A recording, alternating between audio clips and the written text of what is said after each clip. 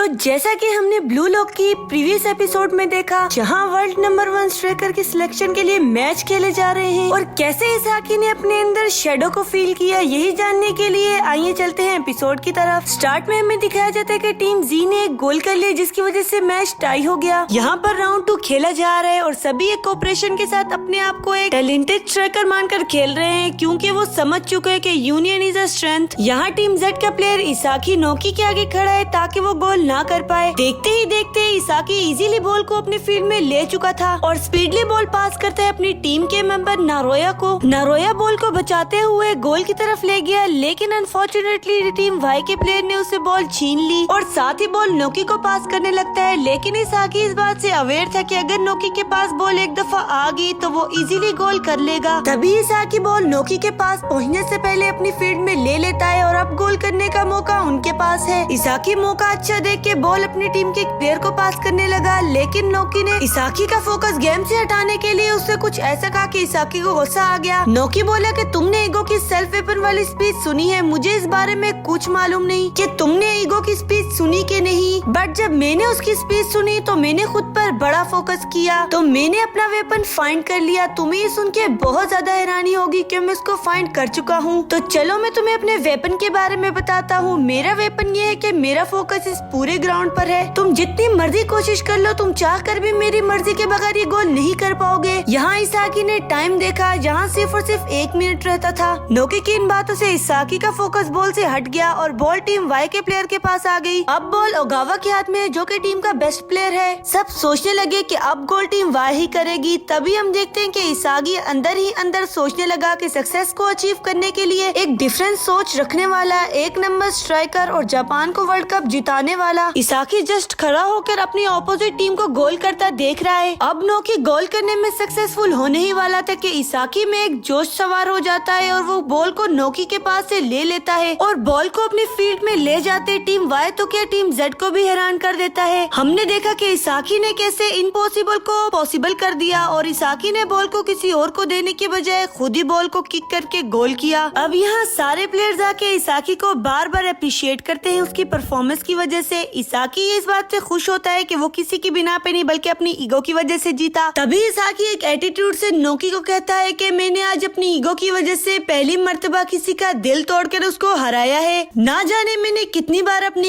Ego को ignore करके गोल नहीं किया, लेकिन अब मैंने ये प्रूफ कर लिया कि मैं एक इगोस्टिक इंसान हूँ। दूसरी तरफ हम ईगो जिम्पाजी को देखते हैं, जो कि सब कुछ देखते हुए बहुत खुश हुआ कि उसने फर्स्ट टाइम किसी पर्सन को ईगो बेस पे गोल करते पाया। सीन शिफ्ट होता है इसाकी की तरफ, जो कि अपनी टीम के साथ बैठ के डिलीशियस खाना एंजॉय कर रहा है। सब लोग आपस में चेयर अप कर रहे हैं, लेकिन साथ ही हमें दिखाया जाता है उसकी टीम का एक मेंबर चिकिरी, जो बहुत ही परेशान और हिम्मत हारा कोने में बैठा है। सब इसको देखते हुए भी इग्नोर करके इसके पास से गुजर जाते हैं, लेकिन इसको कोई खाते में नहीं लाया। स्लीपिंग टाइम में सब अपने बेड में सो रहे हैं, जबकि इसाकी बेटा ये सोचता है कि क्यों ना मैं अपने गोल को मॉनिटर में चेकआउट कर लूं। लेकिन मॉनिटर रूम में पहुंचते ही वो देखते हैरान हुआ कि चिकिरी वहां बैठा उसी के गोल को देख रहा है। यहाँ इसाकी चिकिरी को एनालाइज करने लगा, जबकि चिकिरी इसाकी से बोला कि तुम्हारा वेपन ही यही है कि तुम्हारी नजर ग्राउंड पे हर चीज पर है, तुम्हारा फोकस और फील्ड दोनों बहुत हाई है, तभी तो तुम गोल कर पाए, क्योंकि तुम्हारी हर जगह नजर थी कि कहां से और किस तरह जाके गोल करना है। तभी इसाकी चिकिरी से कहता है कि तुम मुझे अपना वेपन क्यों नहीं बताते, लेकिन चिकिरी उसकी बात को टाल देता है। इसाकी के फोर्स करने पर चिकिरी उसको एक अपना सीक्रेट बता ही देता है। चिकिरी ने इसाकी को बताया कि एक दफा गेम खेलते हुए मैंने बॉल को गोल करने के लिए ऊंची जंप लगाई, जिसकी वजह से मेरा बैलेंस आउट हो गया और टांग में प्रेशर पड़ने की वजह से मेरी एक टांग टूट गई। डॉक्टर्स ने तो मुझे ये भी कहा कि अगर तुम एक बार और गिरे तो तुम्हारी टांग जाया होने का खतरा है। यहाँ ब्लू लॉक में मैं सिर्फ ये सोच कर आया था कि शायद मुझे सॉकर खेलने की कोई उम्मीद मिल जाए, लेकिन तुम्हारा गोल देख के मुझे ये बात पता चल गई कि मैं तुमसे अच्छा गोल कर ही नहीं सकता और वजह सिर्फ और सिर्फ मेरी टूटी हुई टांग है। तभी इसाकी गुस्से में उसको कहता है कि तुम ये बात मान क्यों नहीं लेते कि तुम सॉकर से लव की बिना पर आए हो। तभी चिकिरी उसको एक शार्प नजर से देखता हुआ बोला कि तुम भी ये बात मान लो कि तुम मेरे बारे में कुछ नहीं जानते।